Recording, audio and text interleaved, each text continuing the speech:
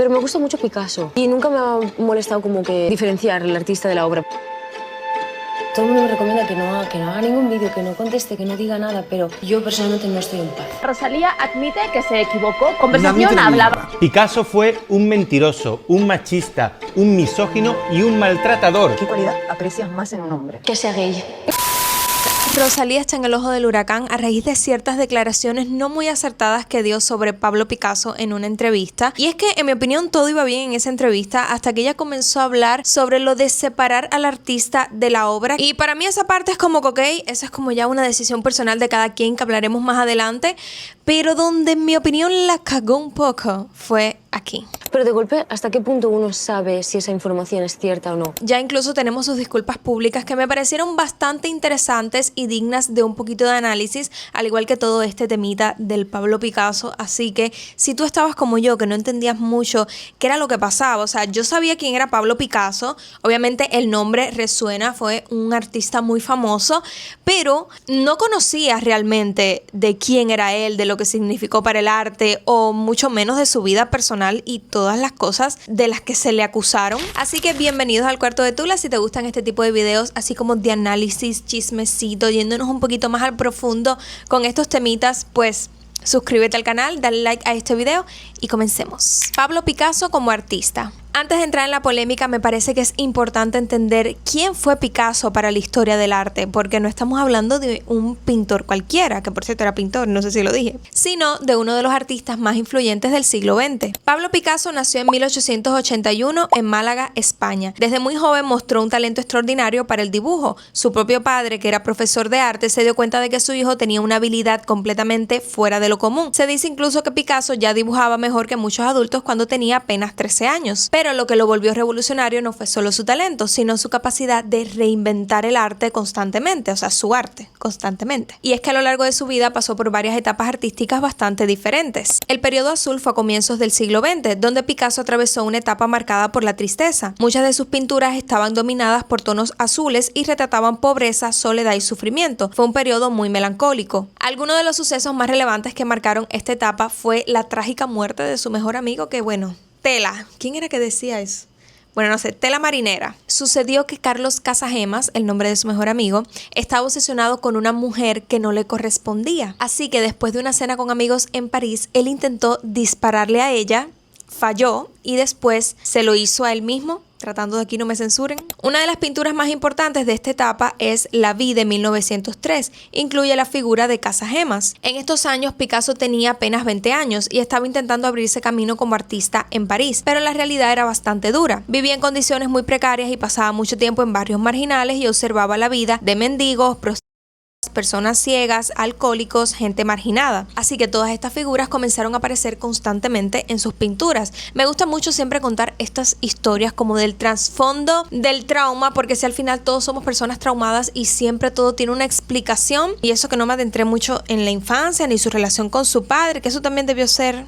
Tenemos también el periodo rosa. Esta fue una etapa más cálida, con colores rosados y escenas relacionadas con el circo, acróbatas y personajes bohemios. Pero el verdadero punto de inflexión en su carrera llegó en 1907, donde Picasso pintó una obra que cambiaría la historia del arte. Les Demoiselles d'Avignon. Está súper mal dicho, pero lo siento, no sé francés. Esta pintura rompía completamente con la forma tradicional de representar el cuerpo humano. Las figuras aparecían fragmentadas, deformadas y casi geométricas, y eso dio origen a algo completamente nuevo, o quizás no tan nuevo porque se dice que otras personas ya habían utilizado pues este estilo de pintura y de representar las cosas, pero bueno, que estamos hablando del cubismo. Picasso junto al pintor Georges Braque desarrolló este movimiento artístico que básicamente proponía que los objetos podían representarse desde varios ángulos al mismo tiempo. Era una forma radicalmente distinta de entender la pintura, pero probablemente su obra más famosa sea La Guernica, un enorme mural pintado durante la Guerra Civil Española. La obra representa el bombardeo de la ciudad vasca de Guernica y se convirtió en uno de los símbolos más poderosos contra la guerra en la historia del arte. Así que cuando hablamos de Picasso estamos hablando de alguien que cambió para siempre la historia del arte moderno. Pero claro, una cosa es Picasso como artista y otra muy diferente, Picasso como ser humano. Pablo Picasso, la persona. Y aquí es que comienza la historia a ponerse un poquito más complicada, ya que Picasso fue una figura muy criticada por la forma en la que trataba a sus mujeres, aunque en ese tiempo él todas estas controversias y todos estos, ¿cómo decirlo? Porque no eran como tal chismes, o sea, bueno, sí se llevaron a chismes, pero comenzaron siendo testimonios de sus propias parejas. Él siempre cuidó mucho esa imagen pública, ya vamos a hablar más de esto, pero pues esto no era algo que se hablaba tanto en aquel tiempo, sino que ha venido a resurgir más ahora. Y como les decía, todas estas historias vienen de biografías documentadas, testimonios de sus parejas, cartas, memorias e historiadores de arte. Algunas de las frases más famosas que dijo Picasso en vida sobre las mujeres fueron: hay dos tipos de mujeres, diosas y felpudos. Cada vez que cambio de mujer, debería quemar a la anterior. Las mujeres son máquinas de sufrir. Bueno, ¿qué te digo? Aquí hay algo muy interesante. Aunque, como les decía, él fue una persona que protegió mucho su imagen pública, también le gustaba ser controversial. Además de ser un gran artista, también fue un gran vendedor. Él supo cómo crear su marca personal, podemos decir, a través de un poco de controversia, relaciones, porque era muy sociable, de saber vender su obra, y pues decide llamar la atención cada vez que él saltaba con una frase de estas que hasta en ese tiempo era controversial, no como ahora, porque ahora obviamente lo hubiéramos cancelado, pero en ese tiempo pues sí movía un poco y llegaba a salir en las portadas de los periódicos, etcétera. Entonces, él sabía lo que estaba haciendo, él metía un poco las manos en el fuego para llamar la atención, pero no demasiado como para que pues perjudicara, podemos decir, sus ventas o su negocio, porque sí, eso al final también tu arte se convierte en un negocio. Entonces, él sabía qué partes de su personalidad dar a conocer y utilizar, Y también se refleja en su obra, que esto es muy interesante. Picasso tuvo múltiples parejas a lo largo de su vida. Vamos a comenzar por la que fue su primera esposa, Olga Koklova. Olga Koklova, no sé decirlo bien. Fue su primera esposa, una bailarina de ballet ruso. En sus primeros años de matrimonio pintó varios retratos muy cálidos y refinados de ella, algo que con el paso del tiempo, como les decía, cambió. Sus retratos de mujeres, especialmente durante los años 30, se volvieron más distorsionados, fragmentados y agresivos. La relación se comenzó a deteriorar supuestamente por pues diferencias de personalidad. Olga como que quería una vida más como que socialmente estable, rigiéndose pues por los estándares y las normas de aquel momento de la sociedad parisina, porque él se mudó de España a París, creo que ya pues se mencionó, pero para que lo tengamos claro. Y a Picasso eso no le gustaba, él era un alma libre, él hacía lo que él quería, entonces como que comenzaron a chocar. Y por supuesto están las infidelidades de Picasso. El punto de ruptura llegó cuando la relación con María Teresa, o vamos a decirlo, María Therese Walter, así se dice en francés, pero le vamos a decir María Teresa porque me cuesta mucho pronunciarlo. Cuando esa relación con él avanzó demasiado al punto de que tuvieron una hija, o sea, ella quedó embarazada, pues ya Olga en ese momento se enteró y pues quiso divorciarse de él. Pero en ese momento, mi amor, Picasso ya era un artista extremadamente rico y ellos no habían firmado ningún acuerdo prenupcial, puedo decir, o sea, creo que se dice así, ningún acuerdo de esto que divide los bienes y si te separas, pues cada quien con lo suyo, no. Si ellos se divorciaban, Picasso tenía que darle la mitad de su patrimonio y él no quería eso, así que no aceptó. O sea, él también se quería divorciar porque él era como que le gustaba estar de aquí para allá, de allá para acá, él no era aferrado a nadie. Yo aquí hablando como que lo conozco, pero bueno, según las cosas que he investigado, nunca se separaron, se mantuvieron juntos hasta que ella murió. O sea, legalmente casados. Hablemos un poco de María Therese o María Teresa Walter. Esta es una de las que me da más, fíjense, como que me eriza un poquito de hablar de esta relación porque bueno, Picasso empezó la relación con María Teresa cuando ella tenía 17 años y él más de 40. 1729, peor. Se dice que él se acercó directamente en la calle con una frase famosa: soy Picasso, tú y yo vamos a hacer grandes cosas juntos. Durante años, María Teresa fue su amante secreta. Picasso alquiló apartamentos para verla lejos de su esposa. Ella era descrita como dulce, tranquila y físicamente ideal para su estilo, lo que la convirtió en una gran musa de finales de los años 20 y a principios de los 30. Ay, eso de que era perfecta para su estilo, pero bueno. Con el tiempo, Picasso, que no podía estarse tranquilo, se involucró con otra mujer, Dora Maar. Así que María Teresa quedó como desplazada, aunque nunca cortaron relaciones como definitivamente, siempre se mantuvo allí como que un lazo, pero lamentablemente 4 años después de la muerte de Picasso, María Teresa se quita la vida.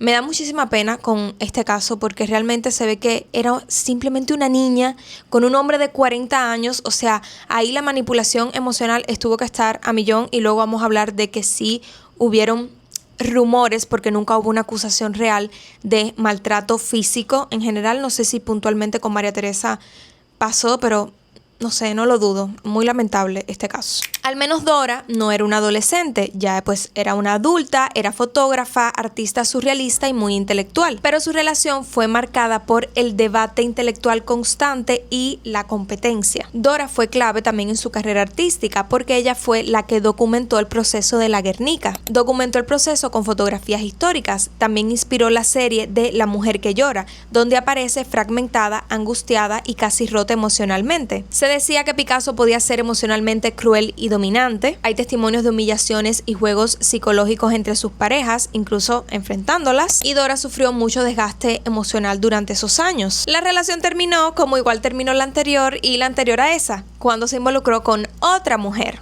Y tras la ruptura, Dora atravesó una crisis nerviosa severa. Después de la muerte de Picasso, a diferencia de María Teresa, Dora sí pudo como reconstruir su vida. Ella se alejó del círculo artístico, se volcó en la religión y volvió a crear arte, pero en un perfil mucho más privado. Ahora hablemos de la relación entre Pablo Picasso y Francois Guillot, Francoise. Me gusta mucho ese nombre porque ese nombre era el nombre pues de la mamá de un enamorado que yo tenía cuando era más niña y me gusta mucho y ahora me doy cuenta que es literalmente un nombre en francés pero leído de esa forma, así que le vamos a decir Francoise. Y esta relación rompió completamente el patrón que él había tenido con sus otras parejas. Se conocieron cuando ella tenía 21 años y Picasso 61. Ella era pintora y tenía una personalidad fuerte e independiente y desde el inicio ya le dejó claro que ella no iba a vivir en la sombra de nadie. No lo idealizaba y tampoco le tenía miedo, pero sí tuvo muchos momentos donde él intentaba pues controlarla emocionalmente, obviamente. Él estaba acostumbrado a dominar, pero con ella eso no le funcionaba. Tuvieron 2 hijos y pues durante esos años que estuvieron juntos pues tuvo una vida bastante doméstica, fue como que su parte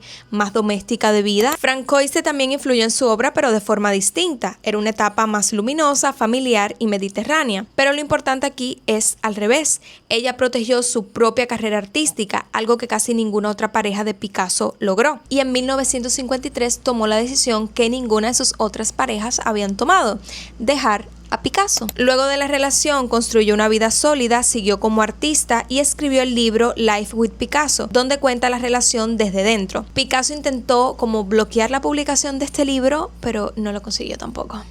Y así pasamos a Jacqueline Roque. Comenzaron su relación cuando ella tenía 27 años y él 72. Jacqueline fue probablemente la pareja más devota y entregada a Picasso. Era todo lo contrario a Francoise, pues ella sí se doblegaba, ella pues como que hacía lo que él le dijera, como que se adaptó totalmente a él. Con el tiempo se convirtió en una especie de guardiana de su mundo. Ella era la que controlaba pues quién lo iba a ver y pues sus citas y sus cosas. Limitaba el acceso a quien lo veía, incluso a sus amigos y su familia, que imagino que eso trajo problemas. Exactamente, generó tensiones fuertes con los hijos de Picasso, que en este video ni entré en la parte de los hijos de Picasso, pero también tuvieron relaciones con sus hijos él tuvo una relación con sus hijos bastante intensa. Incluso creo que uno de sus hijos, el mayor si no me equivoco, se quitó la vida luego de la muerte de él también. Fue la mujer más retratada por Picasso, aparece en cientos de obras. Su imagen era inconfundible, tenía un rostro alargado, mirada oscura y representa la última etapa artística de Picasso, más libre pero también más repetitiva y obsesiva. Se casaron en 1961, recordemos pues como les dije que Olga, su primera esposa, aunque nunca se divorciaron, pues ella murió en el 1955, así que pues él ya había quedado legalmente viudo. No sé por qué se casó, será porque ya tenía una edad y dijo, bueno, pues, ¿qué voy a hacer con todo lo que tengo, no? Será. Eso es otro tema que se puede hasta abordar. ¿Qué fue lo que pasó con el testamento o con todas las obras y el patrimonio de Pablo Picasso, Esta historia tiene mucha tela por donde cortar. Permanecieron juntos hasta la muerte de Picasso en el 1973. Tras su muerte, Jacqueline quedó pues completamente como encargada del legado de Picasso, pero también como muy aislada, y aunque es increíble como después de su fallecimiento ella todavía como que estaba envuelta en todo su mundo y en todo lo que era él, como que él hacía mucho eso con sus parejas, como que las absorbía y las envolvía demasiado, siendo él como el máximo protagonista de todo. Y en 1986, 13 años luego de su muerte, ella también se quitó la vida. Un patrón que se me hace súper feo, preocupante, raro, o sea, no sé ni cómo describirlo. Esto estaría muy bueno para un análisis de un psicólogo, porque ¿qué es esto? ¿Cuántas personas cercanas a él hicieron esto luego de su muerte? ¿Por qué? Sobre la violencia física, no tenemos documentos judiciales concluyentes. O sea, nunca se hizo una denuncia legal como tal. Por eso es que esto no se puede demostrar con toda la veracidad, pero sí algunos biógrafos y testimonios indirectos indican que hubo episodios de agresividad física o intimidación. Su conducta incluía arrebatos de ira y comportamientos dominantes que podían escalar. Recordemos que en ese tiempo y en este contexto estamos hablando de un hombre con mucho poder. Entonces sus esposas no era como que podían agarrar, o sea, además de que las tenía emocionalmente muy manipuladas, como hemos visto. Entonces no iban simplemente a agarrar y denunciarlo, o tampoco era tan fácil como el día de hoy. Entonces, pues el poder y la fama de Picasso influyeron y las mujeres dependían no solo emocionalmente, sino también económicamente de él.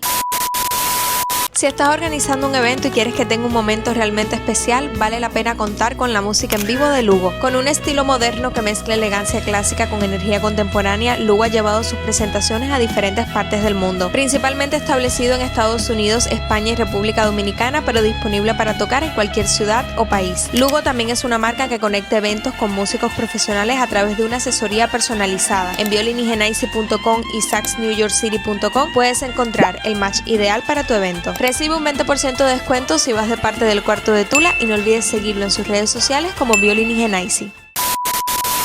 Las disculpas de Rosalía. Bueno, pues ya tenemos un poco del contexto de quién era este artista, un poco de su personalidad y sus relaciones tan problemáticas con las variadas parejas que tuvo a lo largo de su vida. Entonces, teniendo esto en la mente, vamos a pasar un poco a lo que fueron las disculpas de Rosalía. La verdad es que cuando te pasas tantas horas hablando, llega un momento en el que a lo mejor pues dices algo que no tiene sentido. Tenéis razón, absolutamente. Gracias por decírmelo. Voy a intentar aprender más, que es importante a lo mejor no hablar de según qué temas cuando uno no tiene suficiente conocimiento. Básicamente ella cuenta que tenía mucho tiempo haciendo entrevistas, como que parece que llevaba una racha de hacer varias entrevistas, como que ya estaba un poco cansada. Ustedes saben que cuando uno está cansado es verdad que el cerebro se te pone como medio nubloso.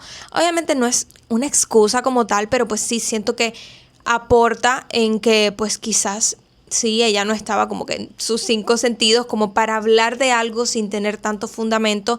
Esto le puede pasar a cualquiera. Y algo súper importante, ella admitió que se había equivocado, que eso es algo que pues no me gusta pasar por alto. A la gente le gusta como que extender demasiado estas controversias y recriminar demasiado a las personas cuando todos somos al final seres humanos. Además de que si nos ponemos a analizar un poquito el contexto de Rosalía siendo una artista del nivel de fama mundial que tiene. Creo que todos hemos pasado por situaciones donde se malinterpreta lo que decimos, se crean chismes de cosas que pues nunca pasaron alrededor de nuestra persona. O sea, a mí me han pasado cosas que yo, que soy una persona que tiene muy pocos amigos, yo soy una persona que habla muy poco, y cuando yo estuve en mi trabajo de oficina, o sea, cuando estuve en un trabajo de oficina de 8 a 5, las cosas que a mí me pasaron, para yo ser una persona que no hablaba con prácticamente nadie, yo me quedé loca. Que entiendo la percepción de ella alrededor del tema de que muchas cosas que uno dice se sacan de contexto.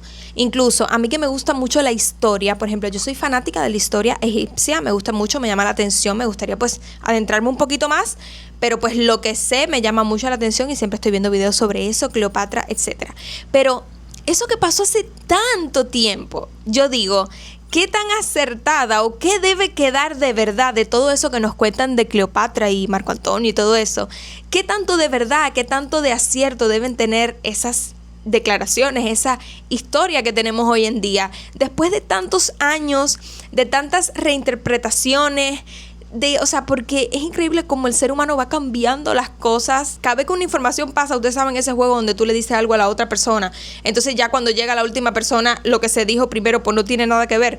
Pues así mismo pasa con la historia. Entonces Rosalía, que tiene este nivel de fama, yo me imagino que ella también está un poquito traumada de que todo lo que se diga o cualquier cosa que se diga, cosas que quizás ellas nunca ha hecho, se inventan y se crean narrativas y se crean chismes solamente pues para aprovecharse de lo que esto genera, la viralidad. Creo que ella en ese momento donde estaba cansada, donde estaba saturada, el tema pues podía prestarse para hacer ese tipo de reflexión o de punto de vista de que pues hasta qué punto tú entiendes que es verás lo que se está diciendo de esa persona, que fue hace tantos años. O sea, ¿cómo realmente podemos saber y verificar al 100% que la información fue real? Pero lamentablemente ella hizo ahí una comparación con un caso que pues no aplica tanto, porque sí, Picasso son demasiados los testimonios, sobre todo de sus parejas, hay libros y hay mucha investigación al respecto, ¿saben? Como que son varias personas, varios testimonios. También fue una situación que lamentablemente, sobre todo en ese tiempo y a lo largo de la historia, se ha repetido mucho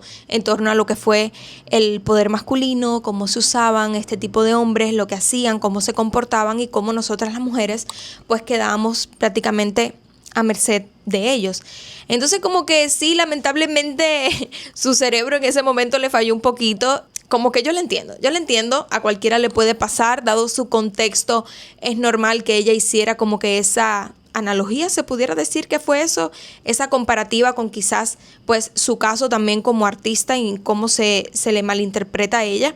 Entonces yo le entendí, quizás muchos como que no entendieron ese punto, pero de igual forma no es justificable que ella hablara de ese tema sin tener el conocimiento, pero se disculpó, o sea, ella se disculpó, me parecieron unas disculpas sinceras. A mí me encanta Rosalía, lo que he podido ver de ella, pues en sus declaraciones y en lo que uno ve en las redes, etcétera, pues me parece una persona bastante honesta, genuina, una artista tremenda artista.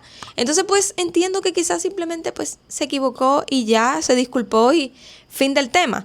Pero lo que me gusta de esta situación es que hemos podido conocer más sobre la historia de Picasso, un hombre muy talentoso, un grandísimo artista, pero que durante toda su vida le hizo mucho mal a muchas mujeres y lo quiso esconder. Y mira mi perra. Bueno, ahora no, desde hace rato han salido a la luz todas esas cosas, pero generaciones quizás como la mía no estábamos tan empapadas en esta parte de su historia. Y yo siento que el tema de separar al artista de la obra depende de cada cual. Si tú eres capaz de hacerlo, bien por ti. Yo el día de mañana, si me encuentro y logro ver en persona una obra de Picasso, que me gustaría hacerlo para poder verlo en persona, pero siento que inevitablemente voy a pensar en, en quién se inspiró, en qué parte estaba de su vida. Hay obras que quizás no tienen nada que ver con el tema y uno puede simplemente mirarlas y apreciarlas sin tomar tanto en cuenta el plano personal. No lo sé, siento que ya eso es subjetivo y personal de cada persona. Ya he hablado demasiado y me he extendido mucho con este tema. Espero que a ustedes les haya gustado este video, les haya parecido interesante y hayan aprendido junto conmigo. Si les gustó este video, no olviden regalarme un like y suscribirse a este canal. Muy, muy importante. Eso es una forma de que pues yo saber que tengo todo su apoyo y que les está gustando el contenido. También comenten si les gustó y todo eso. Y nosotros nos vemos en un próximo video. Bye.